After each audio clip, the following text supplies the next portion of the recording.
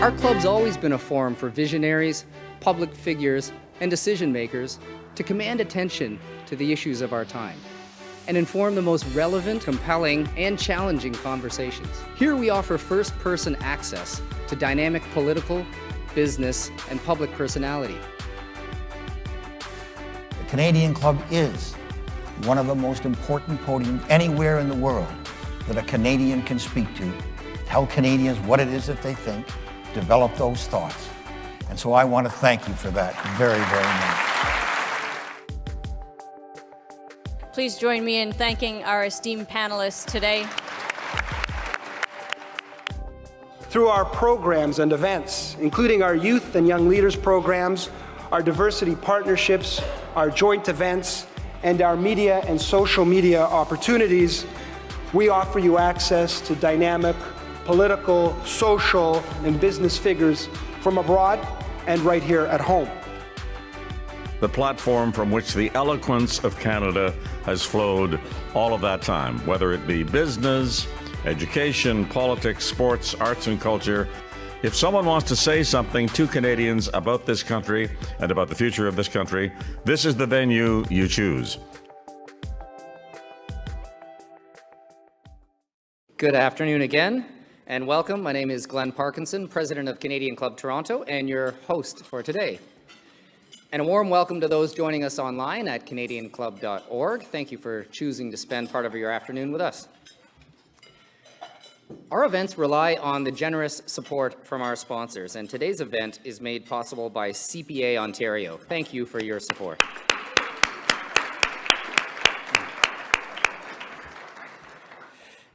Thank you to our season sponsor, Canadian Bankers Association, our official airline partner, Air Canada, and thank you to Canada's Forest Trust, who, through our partnership, plant and maintain a forest in our honor to offset our carbon impact of our season. And once again, we are very pleased to be partnering with The Logic to bring today's event together. So thank you again to all of our sponsors.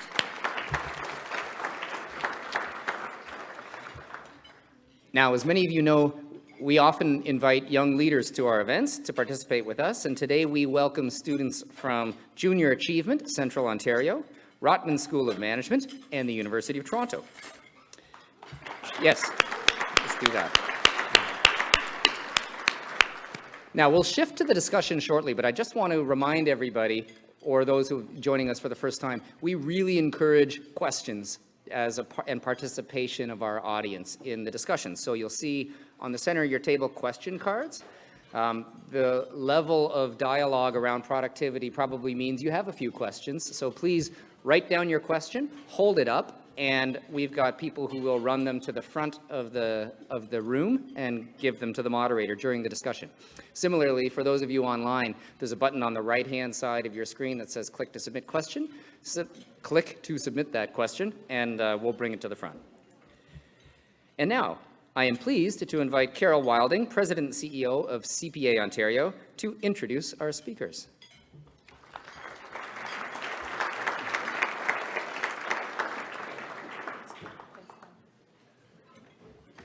Thank you, Glenn, and good afternoon, everyone. Now, I'm not going to waste time today telling you why we're all here, because frankly, we no longer have any time to waste. And I will re-reference Glenn's quote just earlier as we started lunch, and from the Senior Deputy Governor of the Bank of Canada, and a CPA, I might add, Carolyn Rogers, who said, and put it very plainly in Halifax last month, it's time to break glass. Canada's GDP per capita is virtually unchanged from the level 10 years ago, which means, taken from the perspective of the Canadian living standards, we just experienced a lost decade. So, let that sink in. How does an advanced economy boost economic productivity?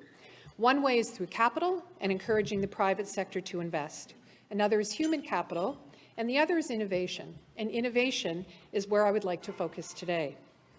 New technologies and platforms, such as generative AI, can free us up to focus on more creative and more strategic activities. Innovation helps us create more output with the same or fewer inputs. It stimulates higher wages and profitability, so Canadians can enjoy a higher standard of living. That is why innovation is at the core of our economic and social progress as a country. And innovation can also lead to high-growth firms that disrupt the status quo, create new jobs, and eventually become world leaders.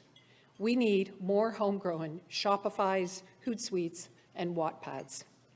Now, while last week's federal budget included a welcome $2.4 billion investment to boost AI, unfortunately, as many have voiced in the last few days, the proposal to increase the capital gains inclusion rate will significantly hold back growth in our innovation economy, especially now at a time when we should be encouraging more risk-taking and innovation, not less. I am sure our panel will provide a perspective on this shortly. The entrepreneurs impacted by this policy are the ones who invest their time and efforts into building and growing a business, often not even taking a salary. And it's through their efforts and the efforts of others that the Canadian economy grows. And the benefits of a growing economy are enjoyed by every Canadian from every walk of life. Increasing the capital gains inclusion rate stands to discourage our innovators and the investors who bet on them in our innovation sector more broadly. It will also impact our ability to retain talent.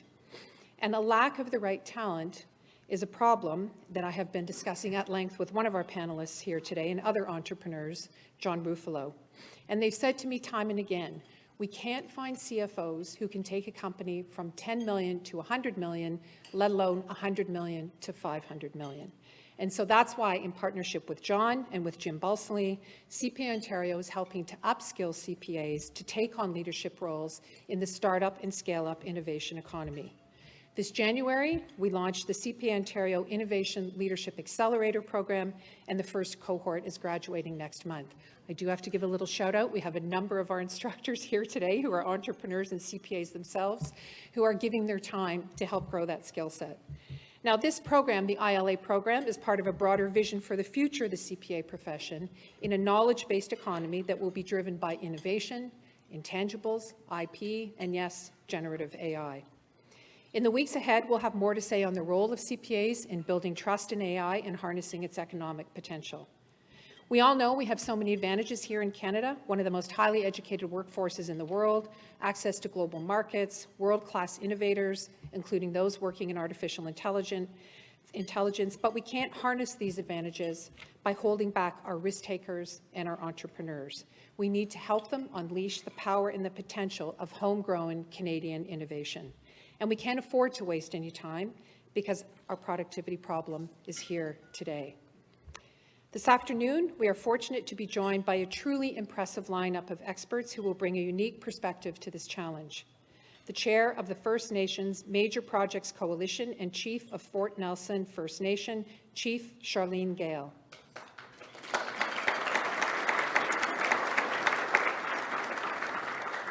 A lecturer at Princeton University's Griswold Center for Economic Policy Studies, Carolyn Wilkins.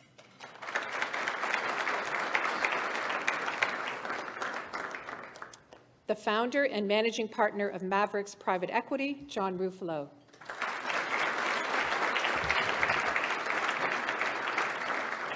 And leading them in discussion will be Kevin Carmichael of The Logic, a veteran Canadian business journalist who has covered Canada's productivity issue for years. Please join me in welcoming our esteemed panelists.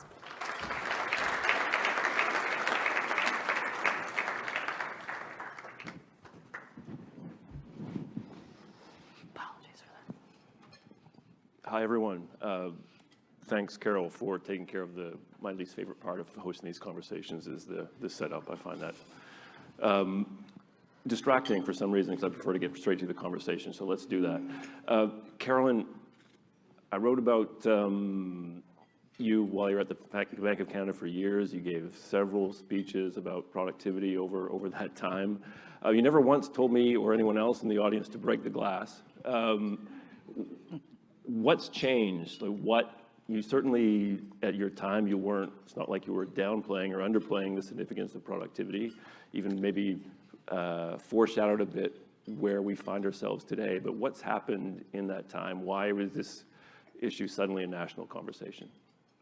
I think there's three things. I mean, the first is that we were starting from behind back when I started talking about it. Productivity growth has been lagging many countries, including our major market where we compete in the US for years. And so I guess the first thing is that that's just got worse. So the GDP per capita deficit that we have relative to the US has just grown. And it's just like now it's nearly $16,000 a head.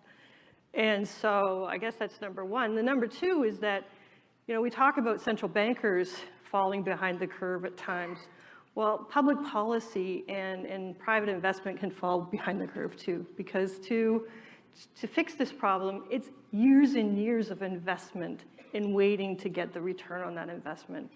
And so what we should have been doing 10 years ago, that lost decade, we really need to do now. And I think the final reason is just where we are in the geopolitical cycle.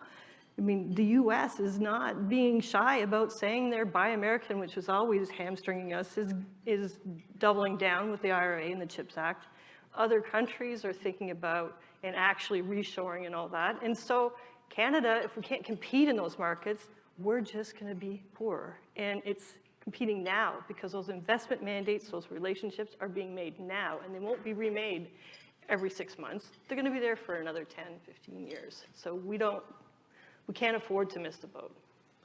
Chief Gale, the working assumption of this conversation is that this is an emergency. We keep coming back to that break the glass speech that the Bank of Canada's current senior deputy governor gave some weeks back.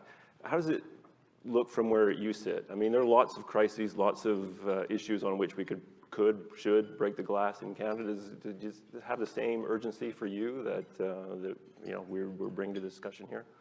Absolutely, and thank you for having me today. I'm going to speak in an Indigenous lens coming from my community of Fort Nelson First Nation, which is on the northeast corner of British Columbia. We're very vast in resources with timber, oil and gas, fresh water, and just so much plentifulness. But I do have to say that most Canadians don't realize that there's been so many barriers on Indigenous communities because of the Indian Act. And it didn't allow us to really be involved in our economies. Really, these laws were really put in place to keep us on reserve. My grandfather back in the day would actually have to have permission. And if you wanted to go get an education or go in the war, you would lose your status and your identity as an Indigenous person. So I think it's really important for investors and industry to know that we cannot use our lands as collateral. So when we go get financing for a major project that's going to bring many benefits to our community, we're being offered credit card rates, which is, I mean, obviously, no one is going to invest in that because your return on investment is going to be minimal, and it just doesn't make sense to put your community at risk with the money that you do have. I do have to say, with the federal loan guarantee announcement, that really gives us hope. I'm also the chair of the First Nation Major Projects Coalition. We're having a big conference over here. It's called our Collective Advantage. It's really about bringing everyone together in government, industry, First Nations across Canada to talk about our collective advantage, Indigenous consent, and how can we build more projects in Canada and really work together to lift up the living standards of all Canadians. I think that this is the path forward, and as we get into a little bit more of our conversation, I'll talk a little bit more of that. But I'm also really happy to say that this isn't something new, that we have provinces. BC just adopted the framework. I'm really happy to be able to advise the Premier going forward on how that plan could be implemented so it serves our needs. But Alberta, Saskatchewan, and Ontario already have Indigenous loan guarantee programs, and they're working. And all the projects that have gone through that, there has been no default. So I really feel that once we get off our feet, get a couple projects going through the federal Indigenous Loan Guarantee Program, people will really start to understand that we can really build up our communities. And when we want to invest into another project, we won't need that program. We'll already have our own source revenue to be able to invest. John, you're a familiar face to a lot of people in this room. Anybody that's paid any attention to this issue for quite a while now knows that you've been out in front trying to bring attention to the productivity stagnancy, if I can put it that way, that we're seeing in Canada. So I won't ask you to repeat the messages that you've been trying to get on the table for years, but I would like you to speak to the investment piece of this. Sure. Chief Gale alluded to it in her comments. This has been a big piece for a while. Business investment in Canada is extremely weak. Why is that? It's not, and we'll get to the capital gains issue, I'm sure. But this predates, yeah, exactly, which capital gains issue? Only one right now, right? But this predates, like the lagging business investment predates anything that we saw in the budget this week. So what's going on? Why is business investment in Canada so weak? So what I would do, just to overly simplify, I try to correlate productivity versus innovation. I think they're two heads of the same coin, but they are different. On the innovation side, just think of these are companies that are the tool makers. These are the traditional technology companies, whether it's software, hardware, semiconductor, that are building the tools, and their customers is basically the rest of the economy that's going to take those tools and make their businesses bigger, cheaper, faster, better, hence more productive. So the productivity issue is correlated to the lack of investment on innovative products, whether it's AI, robotics, what have you. I can speak particularly on the innovation side. We're not going to get the innovations in this country to be applied to those companies to make them more productive if we don't support the innovation sector.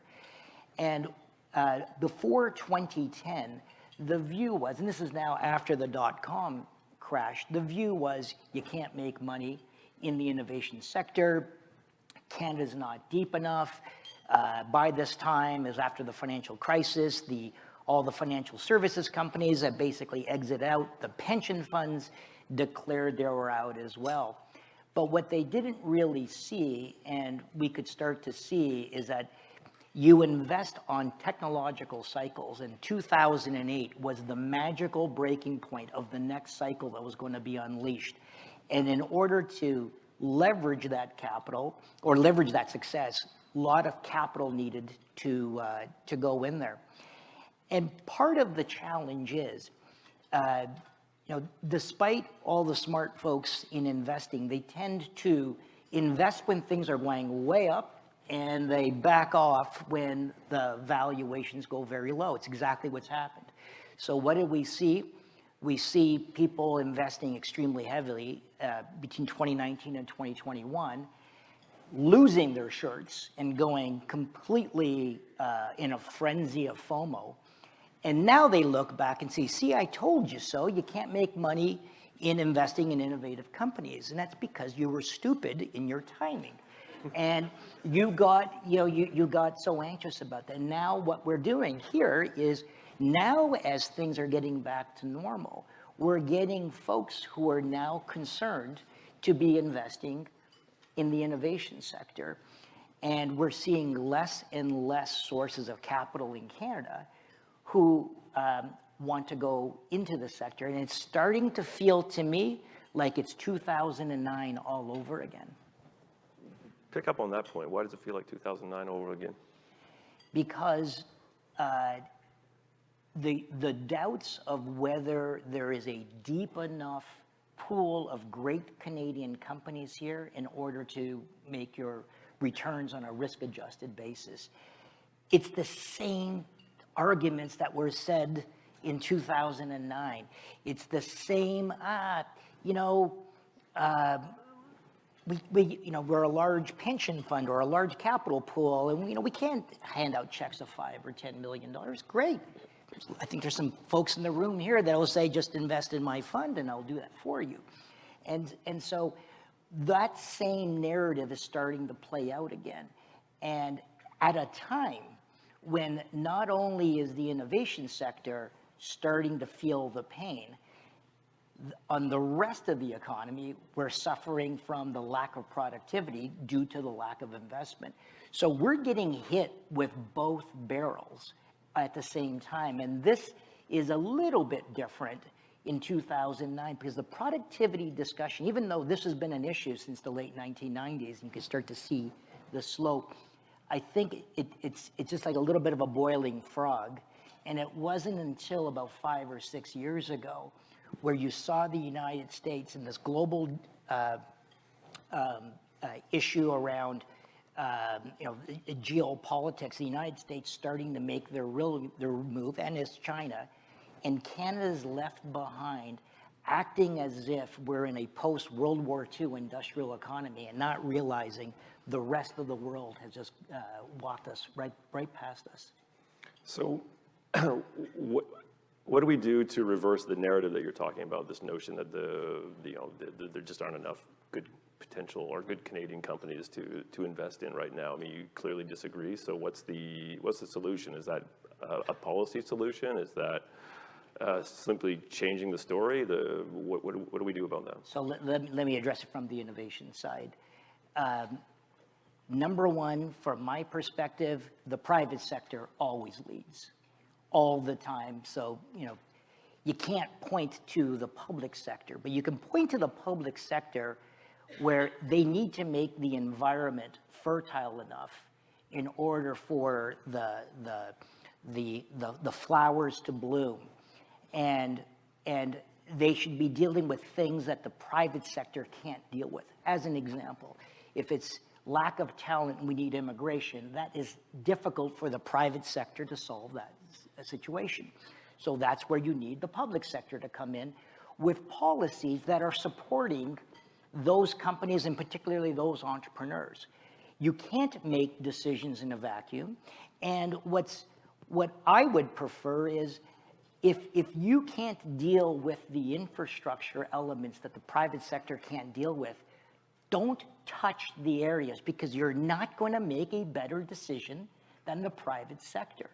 And we're getting in the situation that we're in right now that it's not a taxation situation at all. It's a spending situation in areas that everyone's kind of shrugging their shoulders and saying, well, why are you spending the money there? And now creating a situation that's antagonistic for investors. Mark my words, if this tax changes stay the way there is, we're going to see an outflow of angel capital for sure, foundations, high net worth, folks that are holding the capital into holding companies.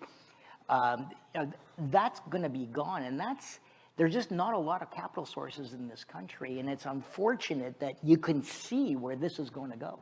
Okay, we'll get back to the tax question in a second. I want to get back to you though, Chief Gale. I mean, if you want to talk about that tax issue, if it's something that you're talking about in your communities, I'd be happy to hear about that. Also, like to hear more about something else that you hear a lot in this conversation, and that's just how hard it is to get things done. There are a lot of rules in Canada because there are a lot of layers of government in place. First Nations are now part of that mix. Could you speak to that and maybe talk also a bit more about what mistakes non-Indigenous actors in this space make when they're trying to bring First Nations into the conversation, into the development of these projects? I think it's really important for investors and industry to know that we really do need to work together to be able to build more projects in Canada. We've seen the many court cases. I'm from Treaty 8. I told you British Columbia, so you all know about the Yahé decision. And it's really about, even the government with every permit.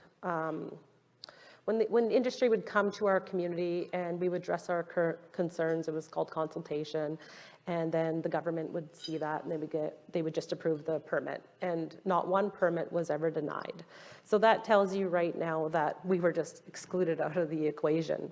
And so as a leader, I always look at 7 generations ahead. And I really encourage you to do that too. We can't have an economy without being sustainable. We need to be able to strike the balance between economic prosperity and environmental stewardship, and we need to do that together. We all know that, there's this perception that First Nations just care about the environment and we want to block all projects. That's not true. I could take you across the street and introduce you to many Indigenous leaders that are investing in projects that are in pipelines. For my community, where we were repurposing old oil and gas field for a geothermal project, it's 100% owned by our community. I want to be able to sell power to whoever I want and create our own utility. I think that is the way forward. Thank you. I can look at my neighboring nations. They're investing in wind power. I can look up north. They're getting into hydro dams. This is nothing new to us. We've always been a part of our economy, especially before first contact. We had our trade routes. As a Dene person, you can find stuff that belongs in Mexico up in my territory and vice versa. We were very nomadic. We have the ability to be a part of our economies meaningfully, and that's what we invite you to do, is participate with us. If we're gonna create a great country for all Canadians and for the 7 generations, meaning your kids too, because we signed treaty, which was peace and friendship, peace and sharing, we welcome you.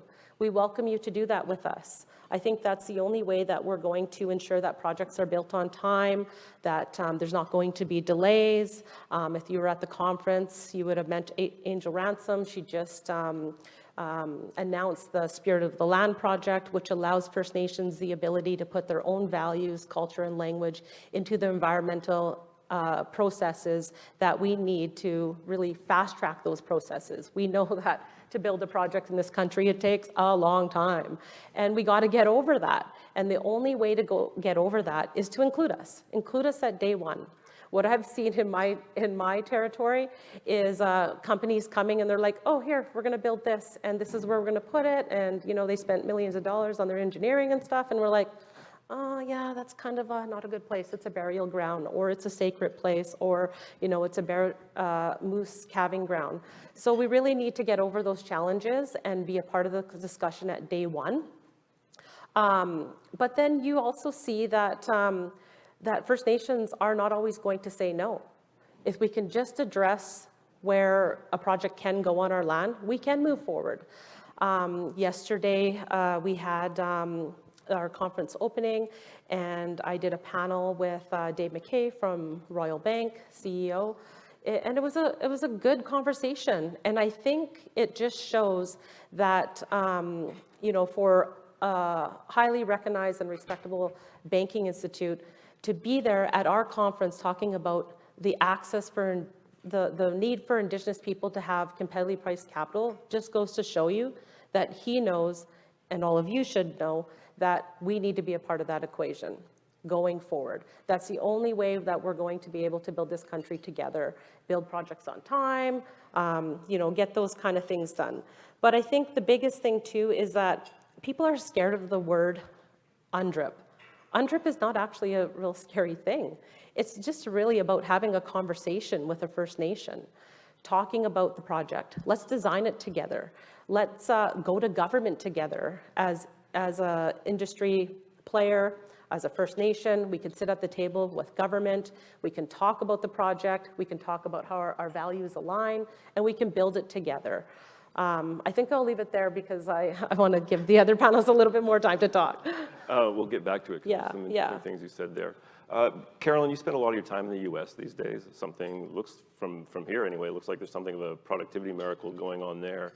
Could you talk about that, and then maybe also just give some perspective of where what you're seeing in Canada fits in the global context? Because this is not a concern uniquely to Canada. I mean, I think I just read in the Financial Times yesterday, it was South Korea's having a bit of a moment trying to rethink the way its economy is set up. So this is something that's happening everywhere. So you're well placed to speak to that. So maybe start with the U.S. and then speak to how you think Canada fits in what you're seeing going on elsewhere. The U.S. has always done better than Canada, but they experienced a slowdown in investment and productivity, along with many other countries. Part of that's just the aging population and the dynamics that come with that. And so, but what we've been seeing is perhaps kind of a reemergence of a productivity boom in the US, and it's way too early to tell. But we've seen a real bounce in GDP per capita and in productivity there. Part of it's just the reestablishment of supply chains. They were all messed up everywhere, actually, during COVID. So you just get a natural bounce back. But they've also got an investment boom that's happening on the building manufacturing plant sides, coming from the Inflation Reduction Act, which is strangely named given what it does, and the CHIPS program.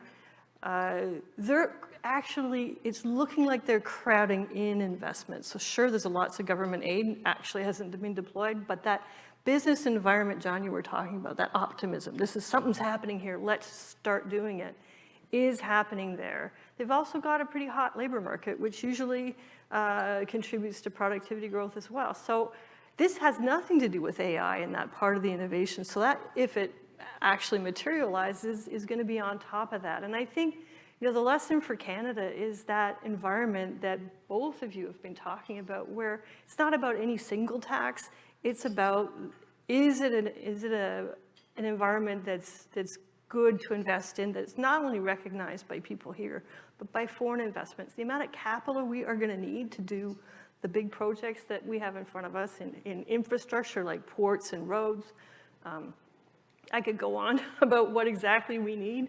Healthcare, housing, the whole bit. It's going to take an enormous amount of capital. And so we need to ask the question, why are we not attracting it? Because if it was such a good place to invest, people would be investing. And so initiatives like Stephen Polat's looking at why the pension funds aren't investing are good, because we might think we know, and we probably suspect what some of the things are that they're going to say, but it'll provide a real benchmark, not only for the pension funds, for others, because the idea of forcing people to invest in our country doesn't make any sense to me, especially for institutions that have a fiduciary duty to the pensioners, present and future. So it's really that introspection, and I get a little frustrated if it's coming through my voice, because we've been talking about this for years. There's the cut the red tape, there's the reduce regulations. I'm a regulator. I also have a gig at the Bank of England on the Financial Policy Committee. And I don't think there's any honest regulator that would say that there aren't ways to have more efficient regulation and less paperwork. The question is, how do you do it? And we've set up programs to do that in Canada across different provincial governments. And we just need better progress. I want to just underscore what you've been saying, Chief, because the idea of partnering with the private sector and Indigenous groups and other parties that have a real legitimate stake is going to speed things up, and it's going to lead to better projects. I don't know why we didn't do it earlier, but I'm glad to see that it's started. Chief Gale, on the red tape question, what do you see from where you sit? I mean, you sort of described it as, you sort of put out a call for people to come and speak to First Nations at the starting phase rather than sort of wait. But what sort of demands do First Nations have in these situations? What do you observe when you do partner with the private sector? What do you observe at the provincial and federal level? Could you talk a bit about that? So what I have to say is that any projects going forward are going to be built on Indigenous lands. That is just where it is. I think that we do have a lot of work to do moving forward, even with the announcement of the Indigenous Loan Guarantee Program. But I think it's really important. I talked about the meaningful relationships, getting to know a community, ensuring that they're informed about the project so they can make an informed decision, but also just knowing that a lot of our communities don't have the capacity to make business decisions at the speed of business. So this is why it was so important to our nations to provide a space for us through the First Nation Major Projects Coalition, who provide free capacity support for us to be able to do that. I talked about us owning a geothermal facility. It's called Tudeka. It's going to be 100% owned by our nation. And in order for us to do that, we need people like you. We need people like you supporting our Indigenous nations. You know, right now we're working with Gallings, we're working with Tories and Collier's group, and those are the people that are going to help us make that informed business decision so that we can bring that back to our people and say yes. Know what our return investment will be, you know, provide a cleaner, renewable electricity to our territory. But I think it's also important to talk about Hydro One. We were able to really support our members with Hydro One and negotiate a 50-50 equity deal for any greenfields going forward. And I think when we look at that, I think that's the standard going forward. We have other projects within our community that we're working on, and we talk about that with our partner. You know, we got the biggest community forest for a First Nation in British Columbia. And by working with the municipality, by working with the provincial government, we were able to achieve that together. Not working in isolation anymore, just having the conversation. People want access to our territories. That's the way we're going to have to move forward. You know, when we picked our initial partner for forestry, they didn't meet our values. We decided that, you know, maybe they weren't the best fit, so we had to have that difficult conversation. But moving forward, we did find a partner. And we found a partner that was, you know, willing to say, yeah, 50-50, I think that's fair. We're not going to come to your community, Chief Gale, and say, no, it should be 40-60. No, it should be 70-30. No, we heard you loud and clear. We heard your members. We heard your elders. It's going to be 50-50, and we're fine with that. Going forward, if you want to have a buyout option, you can. So I invite you to come to my territory. I invite you to come to my community. We just have so much to offer. And I think that if you went to other First Nation communities and met their elders and their leadership and their youth, you would see that too. We had Mark Carney presenting at our conference this morning, and he talked about productivity in the fact that we're going to have 70,000 people retiring. And that's a lot to do with the trade industry, and that worries me. I'm a person that worked at the Fort Nelson gas plant for over 20 years. I know the importance of productivity. I know the importance of knowledge transfer. I worked with a lot of tradesmen throughout those years and a lot of professionals.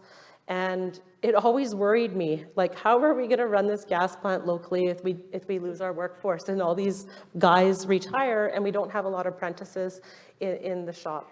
So I feel that there's just so much work to do, but I think by working together in collaboration, we are going to get there. I know that we are going to be running out of time, but what I wanted to say is that next year, our focus is going to be on the value of reconciliation with Indigenous nations and global markets. And that's one of the things that our members want to understand moving forward, is what are global markets? A lot of our members have had the opportunity to travel with different ministers, or been invited by different countries to go do trade missions and talk about the critical minerals and how we're going to be involved in this transformation going forward. And I welcome you to do that with us too. Invite our communities in to your workspaces. Get to know us.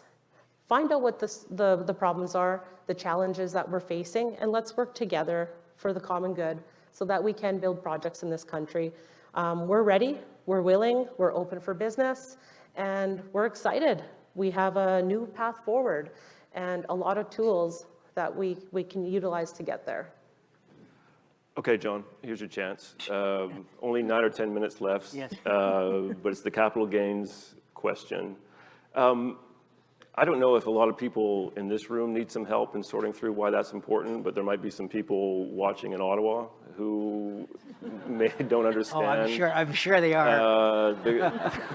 Yes, I'm here. Why this change has bothered you and so many other leading innovators to the extent that it has. Maybe I'll put it this way. I mean, so look, why is it such an impediment, or why is it such a risk to innovation, everything we're trying to achieve? And why, given the aggressive way that companies in this country, in the US, almost everywhere it seems these days, sort of exploit the tax code to their benefit. Why can't you all just get your accountants to find new ways around this tax? Why is this one causing so much heartache? It's really the narrative at the end of the day. So the best way to visualize this, we have the government steering the Titanic right into an iceberg. And as they're scraping along the ice, they're throwing silver dollars on the deck for all the guests to kind of grab them and put them in their pockets, and then blame the engineers for not making a ship that was strong enough to withhold the iceberg, is what's happened right here. And that narrative is blaming the entrepreneurs for this perceived wealth and dividing this country. Now, I'm not going to even talk about the additional spending and those decisions that we made, because time will tell whether those were good decisions or not. The issue is the political decision to find a group of taxpayers that not were doing anything of any abuse. There is nothing that was being done, but rather a convenient group where perhaps that if they describe it as 40,000 wealthy taxpayers, that the rest of the Canadians would say, well, screw the rich, and let's create that we versus they. These entrepreneurs, and I'm going to talk about the startup community, are not normal people. They're not doing things in a logical basis. Like, they're not seeking a job in the civil service that will just make sure that they don't have any risk whatsoever. They want to change the world. And money is the furthest from their minds. But what happens, it's about dream and a hope. And there has been a torrent of cuts by, 1,000 cuts, where they're seeing less capital in the ecosystem. They're seeing the cost of housing going up. If you go to the United States and get a job, you're going to get 30% more. It's just one thing after another. And the thing that I just don't understand, these are also the most highly mobile people that we have in this economy. And if you want to challenge whether you think, just because they love Canada and you're going to hang that thread, you're playing with fire. These folks, particularly, one thing that COVID did do, it really showed how tenuous the link will be and how easy it is for somebody just to leave the country and go to the United States. And they'll just build their businesses there. So number one issue was the entrepreneurs, and I'll speak again to the innovation entrepreneurs, are feeling absolutely upset but hurt. They don't even understand the taxes because so few of them are ever going to actually pay those taxes in the first place. Number two, it's not 40,000 people. By our calculations, somewhere around 20% of the population, so 8 million people are going to be impacted by this. So there was no narrow group. The second category of the group is investors. And again, in particular, on angels, family offices, et cetera, their risk-adjusted return profiles have now gone up. And now you are competing at even a higher level, because this is attracting capital gains taxation, where before you had a buffer on there. So you're squeezing them. And then number two is, for those who don't care, say like a pension fund, for example, if we're losing the entrepreneurs, who exactly are they going to be investing in? Oh yeah, American firms, right. That's exactly what they're going to do. So kind of to Carolyn's point is, you can't torch your own backyard and then chastise the very people of saying, why aren't you investing? And that's what's happening. This is an issue around public policy, not an issue of why we wouldn't want to invest in our own backyard. All right.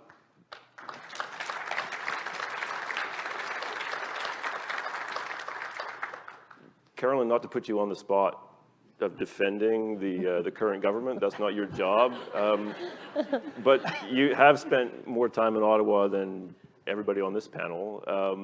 Is there any perspective you can bring to what John just had to say that might help people in this room elsewhere understand where the government, public servants in Ottawa are coming from, because they're not out to kill productivity. I think they think they're doing things that should make a difference, but when you hear John, you tend to think perhaps the opposite. So, what can you bring to in the way of context to this? Well, when I look at it, I look at the total amount of spending that was needed. That if you want to remain on a stable fiscal track, you have to raise taxes, and so that would be the place that I would start, and say, is that trade-off right now the right thing to do? Just because clearly, in that amount of time, you have to do an ad hoc change in taxes. This was, as you said, one that, at least some studies say is fairly efficient, but it attacks capital, which is precisely the thing that we need. And so when I think about tax changes, they're best done when they're in a context of thinking about the efficiency of the tax system overall. I know that sounds like a lot of bureaucratic speech, but there's all kinds of areas to enforce better the taxes that we already impose on people. There's ways of changing the tax system that gets you more money in a more efficient ways, but this sort of piecemeal approach isn't necessarily the right one, especially when you're trying to think about productivity and intergenerational fairness. So I'm not saying it's, that the studies they cited are wrong. I'm just saying they don't take into account that whole business environment where already entrepreneurs are thinking, is it really worth doing it here? I'm at the Creative Destruction Lab, we're at HSC on the Web3 stream, and I meet like the most amazing, energetic people who do want to change the world, and they want to make money too, which I think is fine. But every little thing that makes that return more uncertain or lower is going to make them think, should I do it here or should I do it in the US? And so aside from the tax, I would just add this regulatory uncertainty, the regulatory burden. That is a form of tax, isn't it? Because it takes your time and it takes your money. Okay. We reached the card in my stack here called Solution Round. We have 3 or 4 minutes left to solve this problem. But we've been talking about it for 20 or 30 years, as you said, Carolyn. So certainly the solutions are at hand. I'll go along the line and just ask you to put an idea or two on the table in as little time as possible, just to maybe start people thinking on how we do attack this problem. So I'll start with you, John. What would you do if you became finance minister tomorrow, or industry minister, or whichever minister? What would one of the first 2 or 3 things? I'd reverse this capital gains tax. Number one. That was a given, John. Yeah, that was after you do that, what would you do? Well, when I look at let's stay on the taxation theme. First of all, we do have a progressive system of taxation, but it's overly complex. There are opportunities where you can simplify our Income Tax Act and get to the point where, in essence, you're adopting a scaled flat tax system where it peaks out at around 40%. About 40% is the global rate where people don't do things, particularly the wealthy, to actually get around the taxes.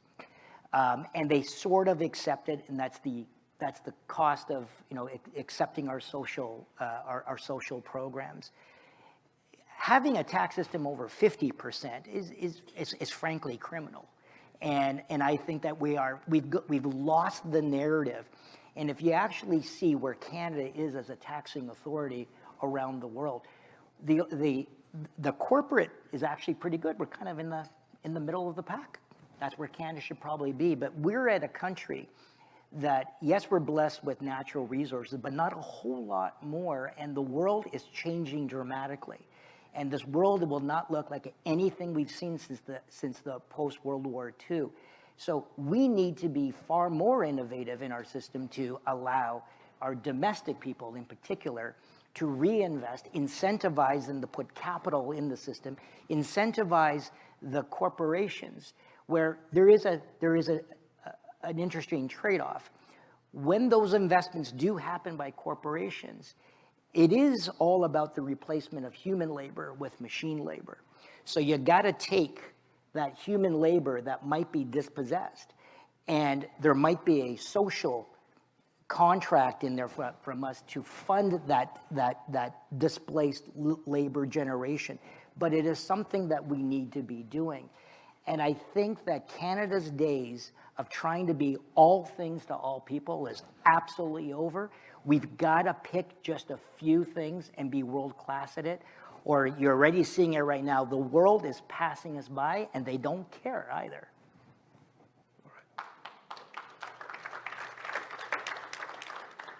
Carolyn, what would you do? Domestic mandates on the pension funds? No, that's a joke. No. Where would you start if you were finance minister, industry minister?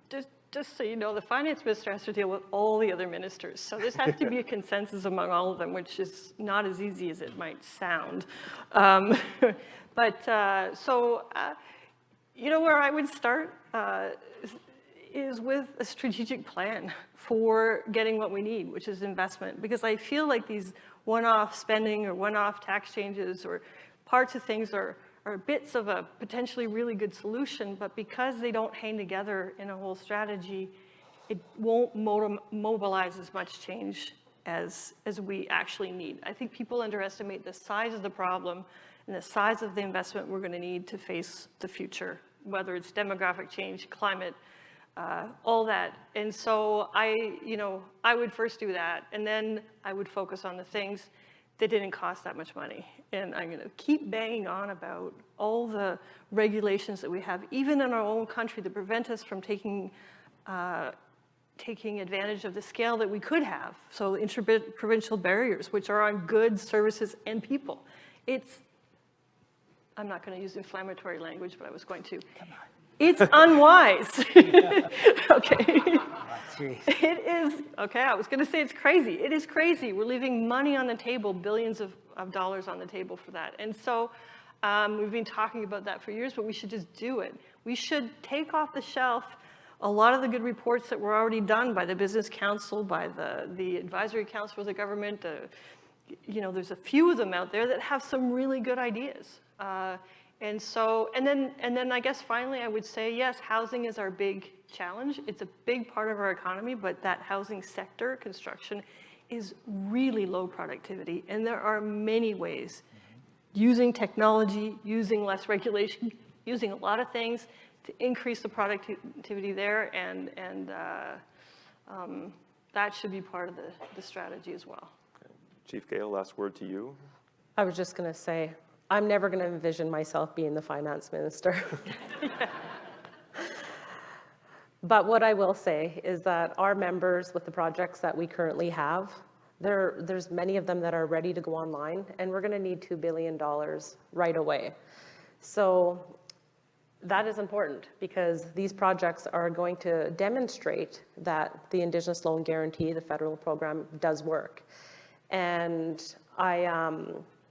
I look forward to being able to meet many of you at our conference next year, which is on April 28th and 29th. I encourage you to be there. Be a part of the discussion. Come join us with government, industry, and other people in finance. This is the path forward. We need to work together. We know to get projects built, Indigenous inclusion is going to be really important. Through our land use plans, we know where projects can and cannot go based on our values. I just invite you to the conversation, and I'm just happy to be here. And I have so much to learn, even from you guys. So thank you. Thanks, Chief Gale. Thank you. I think we could go all afternoon, but we'll need to leave it there. On behalf of the club, thank you to all our panelists, to Charlene, and John, and Carolyn, for your insights and your passion, and keeping this discussion and amplifying it, because I think it's really important to have it on the table and to move it forward. So thank you. And Kevin, thank you for skillfully moderating, as you always do, and for the partnership with The Logic. Thanks again to everybody here. Now, but before we conclude, just one or two quick announcements. I encourage you to visit our website, canadianclub.org. We have 3 events coming up in the next in the next week. April 29th, we have a timely panel on housing, now that you mention it. April 30th, we have Paul Desmarais III, Chairman and CEO of Sagard, will be at the podium. And then on May 1st, we welcome back Rogers CEO Tony Staffieri. Thanks again to CPA Toronto or Ontario for their kind support and the contributions to the discussion today. They've got a new report on productivity coming out, I think, in a week. So you'll watch their website and you'll see that released very shortly. I'll conclude by thanking our AV provider, as always, VVC Live, and members and guests online. Thank you for joining us today, and everyone here, we hope to see you soon. Thank you.